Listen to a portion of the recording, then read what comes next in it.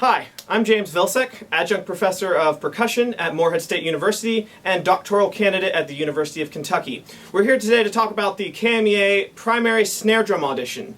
When you walk in the room, the first thing you want to make sure you do is that you have the snare drum set up at the proper height and that everything feels really nice and comfortable before you start. Do not be afraid to take your time to make sure you are comfortable before you start playing your etude.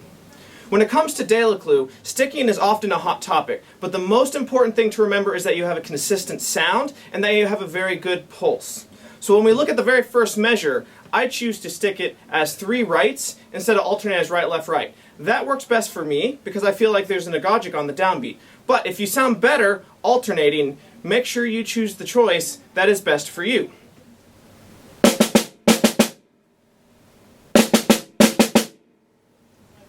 The next thing that I think is really important is the rolls. I like to pulse all the rolls as triplets throughout the etude. That way I'm going fast enough for both the loud and the soft rolls, but not too slow to where there's going to be space. You want to make sure your roll is always very nice and even and consistent no matter what the dynamic level is. Remember, with louder rolls, you want to be a little bit more open.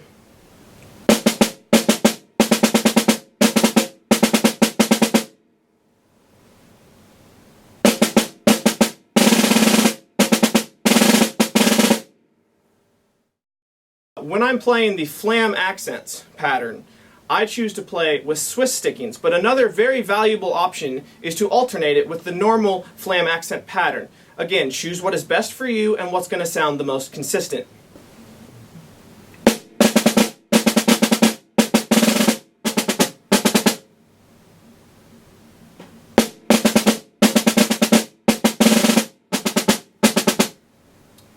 Another important consideration is the accent pattern that happens in line 5. We need to remember that this is a concert snare drum and not a marching snare drum, and make sure we're not playing a literal accent tap interpretation as we might in a drum line where all that non-accented notes are very soft and all our accents are very intense. Make sure your accents have emphasis and are maybe a little bit brighter or a little more heavy, but the crescendo should come from the non-accented notes themselves.